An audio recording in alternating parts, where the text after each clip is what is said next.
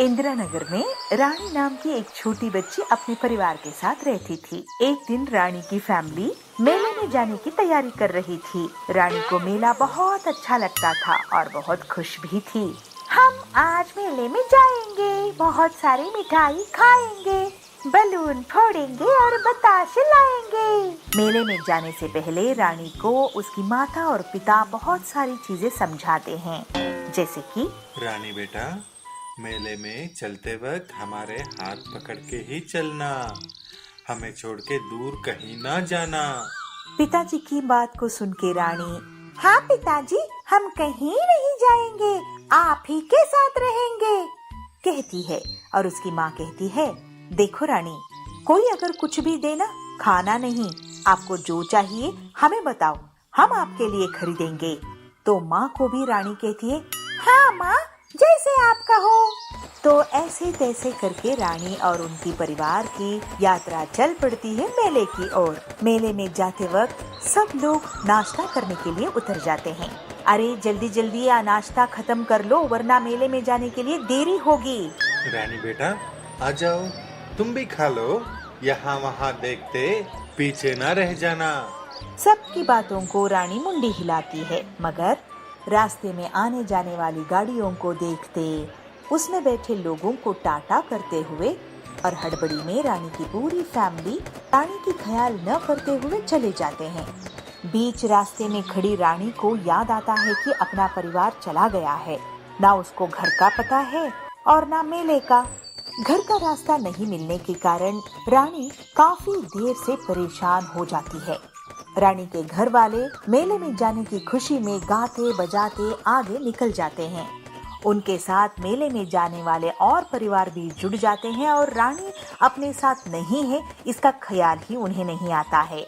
घर की रास्ता ढूंढने में परेशान रानी, अरे चाचू, आपको इंदिरा नगर का रास्ता पता है?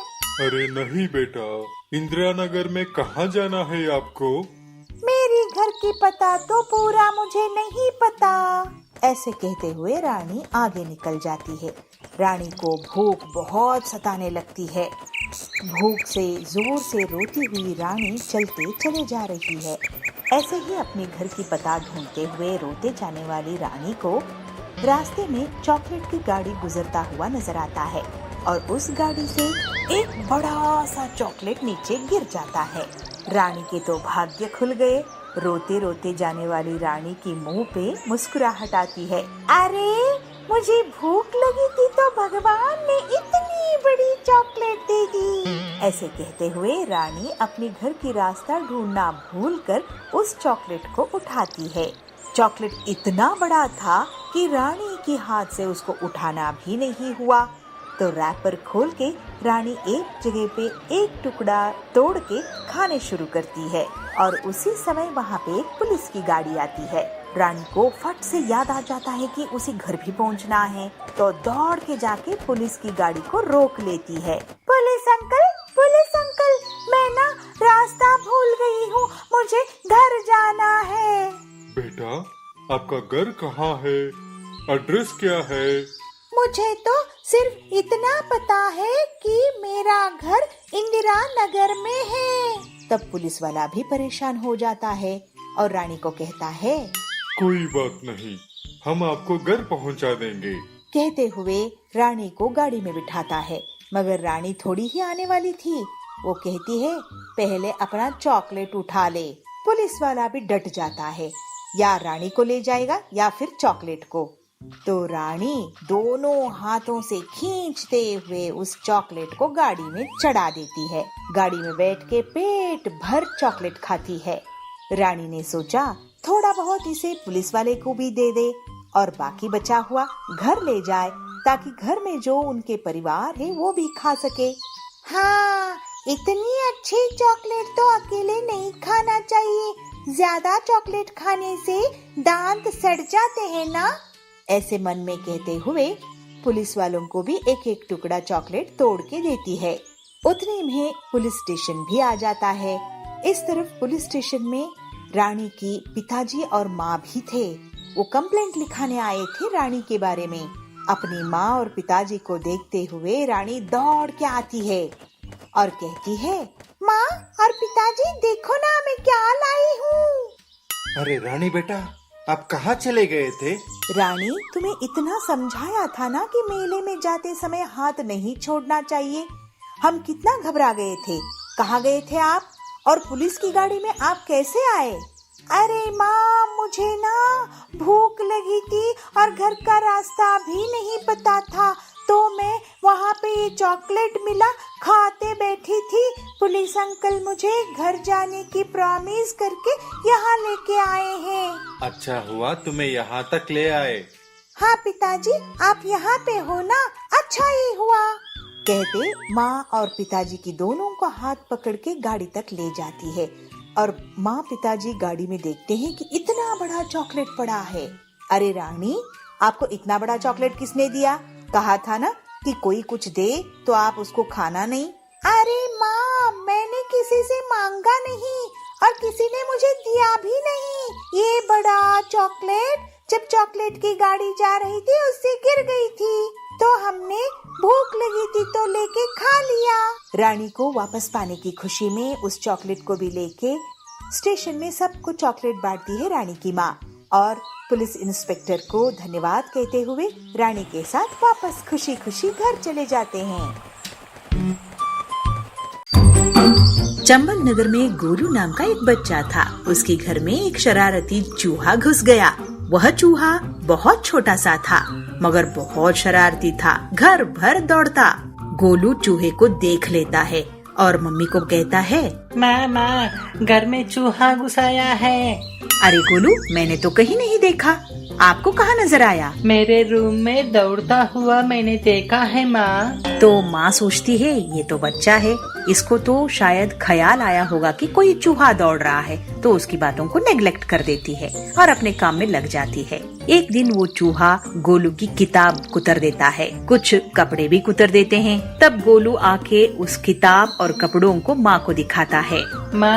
माँ देखो ना, मेरे किताब और कपड़े दोनों को काट के कुतर दिया। तब माँ को लगता है कि गोलू सच बोल रहा है। माँ घर भर ढूंढती है मगर चूहा नहीं मिलता।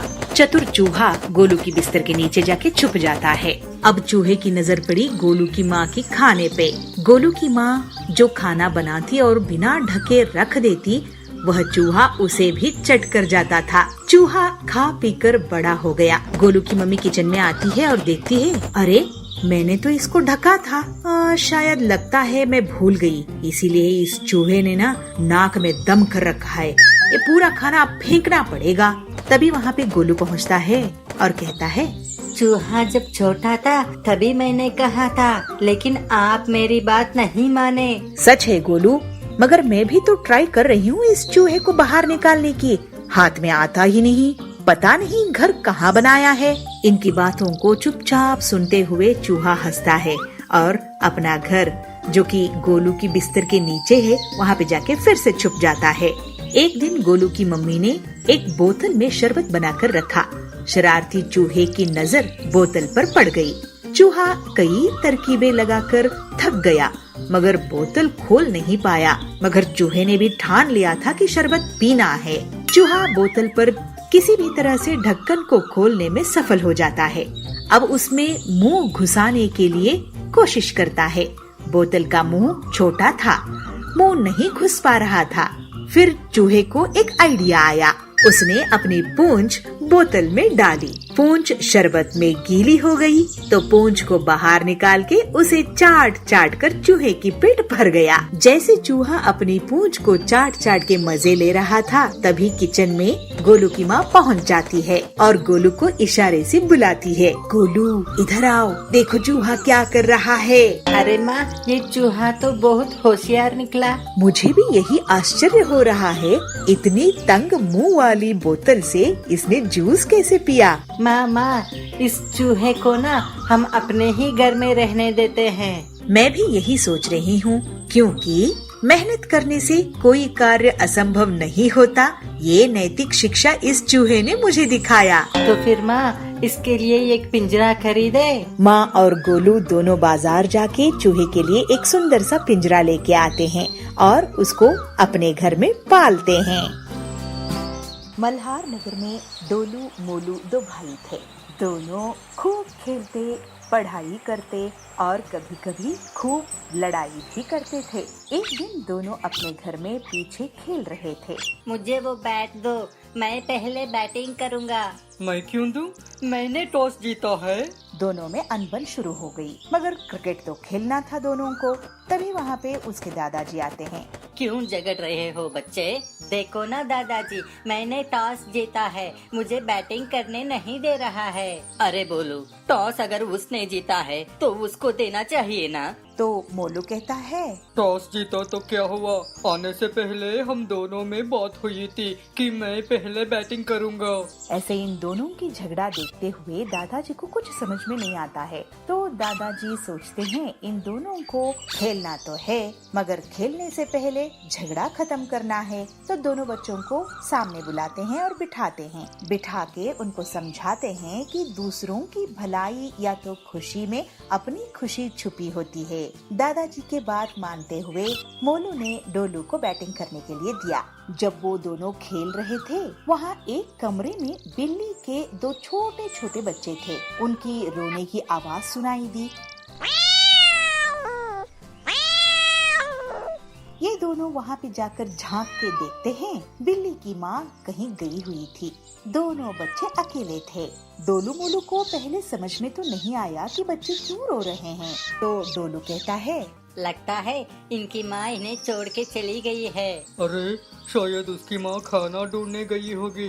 ऐसे दोनों में चर्चा शुरू हुई, मगर बिल्लियों ने जोर जोर से चिल्लाना बंद नहीं किया। तब दोनों ने तय किया है कि उनको भूख लगी है, इसीलिए वो चिल्ला रहे हैं। तब उनको दादाजी की बात याद आती है। दादाजी ने समझाया था कि दूसरों की भलाई में हमें खुशी मिलती है। तो दोनों दौड़ के दादाजी के पास जाते हैं और कहते हैं, दादाजी दादाजी, बिल्ली के बच्चों को बहुत भूख लगी है। आप चलिए ना, देखिए ना, हमें समझ में नहीं आ रहा है क्या करें। दादाजी को इनकी बातों का जरा सा भी अंदाजा नहीं था, तो समझ में भी नहीं आया। तो दादाजी इन दोनों के साथ चलते हैं कि बिल्ली के बच्चे कहाँ हैं देखने के लिए। दादाजी ने देखा कि दोनों बिल्ली के बच्चे भूखे थे।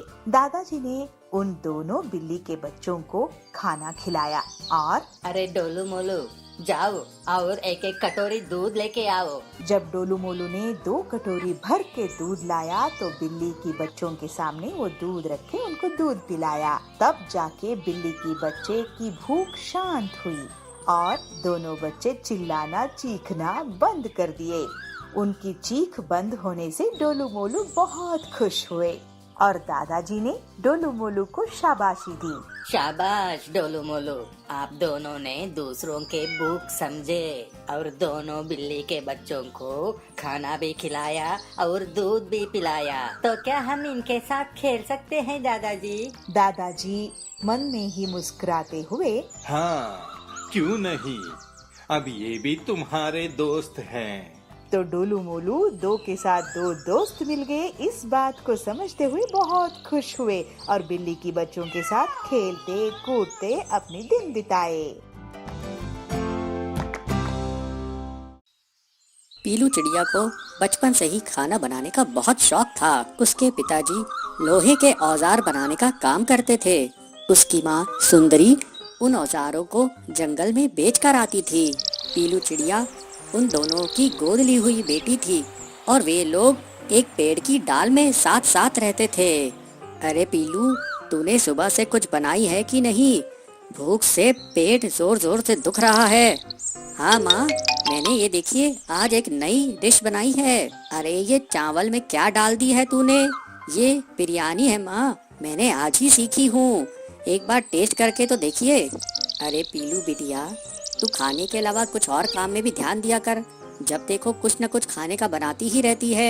1-2 साल बाद तेरी शादी भी तो करनी है, कुछ घर के काम भी तो सीख ले। ओहो, अरे तू तो शर्मा गई। अच्छा चल जा, बाहर जा और भट्टी गरम कर, लोहा पीटना है। पीलू बहुत गुणवान बच्ची है, हमें उस पर गर्व है। वो कुछ न कुछ नया पकवान हमेशा बनाने की कोशिश करती है। लेकिन हम लोग इतने रईस नहीं हैं। अगर रोज रोज इतनी महंगी खाने की चीजें बनेंगी तो पैसे कैसे बचेंगे? चिंता क्यों करते हो जी? बच्ची का भाग्य है, उसके भाग्य में जो होगा वो उसे भगवान जरूर देंगे। मेरे बस की बात होती तो उसे 10वीं कराकर घर में नहीं बैठाता और आगे पढ़ाता। वैसे हमारी पीलू जिस घर में भी जाएगी उस घर को बहुत खुश रखेगी। बस एक अच्छा सा लड़का मिल जाए उसके लिए। अरे हम गरीब लोग हैं, गरीब पेड़ में रहते हैं, गरीब घोंसले में रहते हैं। लड़का भी तो ऐसा ही देखना पड़ेगा ना। जब भी पीलू चिड़िया की माँ की तबीयत खराब हो जाती थी तो पीलू चिड़िया पेड़ की एक डंगाल पर औजारों को बेचने बैठ जाती थी। एक दिन उसे वहाँ भोलू मिला। भोलू उससे कहता है, अरे पीलू, तुम यहाँ क्या कर रही हो? मैं ये मेरे पापा द्वारा बनाए गए औजार यहाँ पर बेच रही हूँ। ये औजार क्यों बेच रही हो? ये हमारा पेशा है भोलू। तुम तो पढ़ने में इतनी अच्छी थी, फिर ये काम क्यों कर रही हो? मेरे पिताजी ने मुझे 10वीं पढ़ा दिए, वही हमारे लिए बड़ी बात है। वैसे भी लड़कियों की उतनी पढ़ाई कहाँ होती है, यही तो हमारी समस्या है। लड़कियों को ज्यादा पढ़ाते नहीं हैं। खैर ये बताओ तुम रहती कहाँ हो? यही पास में ही हमारा घोंसला है। वैसे तुम्हें किस बात का शौक है? मुझे खाना बनाने का बहुत शौक है। अरे तो तुम आलू के पराठे, पिज्जा, बिरयानी, जो भी तुम्हें खाना बनाना आता है वो बना कर बेचो। ये औजार क्यों बना के बेच रही हो? औजार के काम से तुम ज्यादा कमाने लगोगी। पीलू चिड़िया ये सुनकर बहुत खुश हो जाती है। कुछ दिन बाद जंगल में एक तूफान आता है। पीलू चिड़िया के पिताजी उस तूफान में फंस जाते हैं और उनकी जान बाल बाल बचती है। लेकिन इस तूफान की चपेट में आने के कारण उनका आधा शरीर काम करना बंद कर देता है। उनकी पत्नी सुंदरी सोचती है कि कैसे अब आगे घर चलेगा। सुंदरी कहती है, आप चिंता मत कीजिए जी, हम आपको अच्छे डॉक्टर को दिखाएंगे। अरे लेकिन पैसा कहाँ से आएगा? पीलू की शादी भी तो करनी है। पीलू इस बात को सुनकर बहुत दुखी हुई और वो अपने पिताजी के पास आकर बोली, पिताजी आप चिंता मत कीजिए, मैं हूँ ना, मैं और मेहनत करूँगी और मैं और माँ कोई न कोई रास्ता जरूर निकाल लेंगे। पीलू की बात सुनकर उसके पिताजी कहते हैं, अरे बेटा तू इतनी छोटी है, तू क्या क्या करेगी? पीलू कहती है, पिताजी जब तक पिताजी आप ठीक नहीं हो जाते मैं घर के बाहर आलू के पराठे, पिज्जा बनाकर बेचा करूँगी। अरे पीलू ये काम करोगी तो लोग क्या कहेंगे? पीलू समझदारी से जवाब देती है, पिताजी जब मैं जंगल में औजार बेचती हूँ तब क्या कोई कुछ कहता है? हाँ में हाँ मिलाते हैं। अगले दिन पीलू भट्टी पर पिज्जा बनाती है और अपने माँ पिताजी को कहती है, माँ पिताजी ये पिज्जा एक बार खा के देखिए कैसा बना है। पीलू के माँ और पिताजी उस पिज्जा को खाते हैं। पीलू चिड़िया की तारीफ करते हैं, अरे वाह ये तो बहुत स्वादिष्ट लग रहा है, हमने तो ऐसा कभी कुछ नहीं खाया था, अब मैं यही काम करूँगी। पीलू की माँ कहती है, लेकिन ये सब तेरे दिमाग में आया कहाँ से? माँ मुझे ये सलाह भोलू ने दी। ये भोलू कौन है? माँ भोलू मेरे साथ स्कूल में पढ़ता था। इस तरह पीलू चिड़िया पिज्जा और आलू के पराठे बेचने लगी और जो भी पक्षी उसके यहाँ पिज्जा और आलू का पराठा खाता वो उसका फैन हो जाता। इस तरह से पीलू चिड़िया धीरे धीरे अपनी मेहनत से प्रसिद्ध होने लगी। दूर दूर से पक्षी पीलू चिड़िया के पास पिज्जा और पराठा खाने आने लगे और उसके पास काफी पैसा जमा हो गया। फिर एक दिन पीलू चिड़िया अपने पिताजी को लेकर बड़े डॉक्टर के पास जाती है। डॉक्टर कहता है, इनका इलाज तो हो जाएगा लेकिन बहुत खर्चा आएगा, महंगी दवाइयाँ लगेंगी। कोई बात नहीं डॉक्टर जी, जितना भी पैसा लगे आप मेरे पिताजी को ठीक कर दीजिए। वाह पीलू तेरे खाने से तो हमारी किस्मत ही बदल गई, अब तू और अब बड़ी दुकान खोल। जैसे जैसे पीलू की आमदनी बढ़ने लगी पीलू और उसके परिवार का रहन सहन भी बदल गया। पीलू अब एक नए घोंसले में रहती थी। एक दिन भोलू उससे मिलने आता है। भोलू को पीलू का परिवार पसंद करता है और इस तरह से पीलू और भोलू की शादी हो जाती है। दूर जंगल में पीलू चिड़िया अपने बेटे के साथ रहती थी। वो बहुत गरीब थी और किराया नहीं दे पाती थी। इस वजह से एक दिन उस घर का मकान मालिक वहाँ पर आया और उसे धमकाते हुए कहा, तुम अगर किराया नहीं दे सकती तो घर खाली करो अभी। पीलू चिड़िया के पास और कोई रास्ता नहीं बचा। आखिर में उसे अपना घर खाली करना पड़ा। अब पीलू चिड़िया और उसके बच्चे के पास रहने का कोई ठिकाना नहीं था। फिर पीलू चिड़िया ने एक पेड़ पर अपना घोंसला बनाया और अपने बच्चे के साथ वहाँ रहने लगी। एक दिन पीलू चिड़िया का बेटा उसे बोलता है, माँ मुझे बहुत जोर की भूख लग रही है। अपने बच्चे के खाने के लिए उड़ के जाती है और पड़ोस के एक पंछी से बोलती है, काका काका मुझे कुछ खाने को दीजिए ना, मेरा बेटा बहुत भूखा है। इस पर काका जोर से डांट के कहता है, कहीं और जाके खाना मांगो, यहाँ फ्री फंड में कुछ नहीं मिलेगा। पीलू चिड़िया बहुत उदास हो जाती है। फिर एक खेत में जाती है और कुछ दाना चुनकर अपने बच्चे को ला के देती है, जिससे उसके बच्चे का पेट थोड़ी देर के लिए भर जाता है। लेकिन पीलू चिड़िया को अगले दिन की चिंता सताने लगती है। वो सोचती है, अरे आज तो काम हो गया, लेकिन कल मैं अपने बेटे को क्या खाने को दूंगी। अगले दिन पीलू चिड़िया अपने बच्चे के साथ जंगल में जाती है और खाने के लिए कुछ ढूंढने लगती है। वो अपने बच्चे से कहती है, बेटा आज के जमाने में कोई किसी की मदद नहीं करता, पहले सब एक दूसरे की मदद करते थे। ऐसा कहकर वो लोग दाना ढूंढने लगते हैं। तभी पीलू चिड़िया को एक साधु तपस्या करते दिखते हैं। साधु तपस्या में बहुत मग्न थे और तभी वहाँ पर एक सांप आता है। सांप साधु की तरफ बढ़ने लगता है। ऐसा देखकर पीलू चिड़िया और उसका बेटा घबरा जाते हैं, लेकिन किसी तरह से पीलू चिड़िया हिम्मत करके एक पत्थर उठाती है और उस सांप पर जोर से मार देती है। सांप चोट खाकर वहाँ से भाग जाता है और तभी साधु की आँख खुलती है। साधु पीलू चिड़िया और उसके बच्चे को देखते हैं और पीलू चिड़िया से कहते हैं, बेटी तूने आज मेरी जान बचाई है। आज के इस घोर कलयुग में कोई किसी की मदद नहीं करता। बोल तुझे क्या चाहिए। पीलू चिड़िया साधु से कहती है, महात्मा जी मैं बहुत गरीब हूँ, मेरे पास कोई घर नहीं है, ना ही खाने के लिए कुछ है।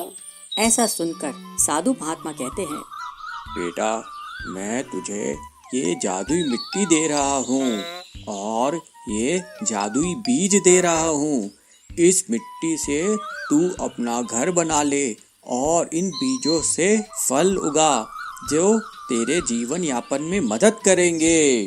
फिर पीलू चिड़िया उस जादुई मिट्टी से अपना एक बहुत सुंदर घर बनाती है और जल्द ही उसके बोए हुए बीजों से बहुत सारे फल उगाते हैं। पीलू चिड़िया उन फलों को अपने बच्चों को खिलाती है, खुद भी खाती है, जिससे वो लोग तंदुरुस्त हो जाते हैं और पीलू चिड़िया उन फलों को बेचने लगती है, जिससे उनके घर में पैसे आने लगते हैं। लेकिन एक बार उनके घर के पास से वही सांप निकलता है जिसे पीलू चिड़िया ने पत्थर मारा था। तूने मुझे पत्थर मारा था, मैं तुझे नहीं छोड़ूंगा। ये सुनकर वो डर के मारे कांपने लगते हैं। पीलू चिड़िया सांप से हाथ जोड़कर कहती है, सांप जी आप साधु को डसने वाले थे, मैं उनकी जान बचाने के लिए आप पर पत्थर फेंकी। आप मुझे बख्श दीजिए, मेरे बच्चे का क्या होगा अगर आप मुझे मार देंगे तो। लेकिन सांप उसकी एक भी नहीं सुनता और वो अपनी जीभ लपलपाते हुए आगे बढ़ता है। पीलू चिड़िया और उसका बेटा आंख बंद करके साधु को याद करने लगते हैं और प्रार्थना करते हैं कि जल्द ही साधु आकर उनकी जान बचाए। जैसे ही सांप उनको डसने वाला होता है, तभी वहाँ पर साधु महात्मा प्रकट होते हैं और सांप को एक डंडा मारते हैं, जिससे सांप बेहोश हो जाता है। साधु महात्मा उस सांप को एक बोरे में डालकर दूर फेंक देते हैं। साधु महात्मा को देखकर पीलू चिड़िया और उसका बेटा उन्हें प्रणाम करते हैं और उन्हें वो फलों का भोग लगाते हैं। इससे साधु महात्मा खुश होते हैं और पीलू चिड़िया और उसके बेटे को आशीर्वाद देते हैं कि वो हमेशा खुश रहें। इस तरह से मुसीबत में रह के भी दूसरों की मदद करने के कारण पीलू चिड़िया और उसका बच्चा हमेशा खुश रहने लगते हैं।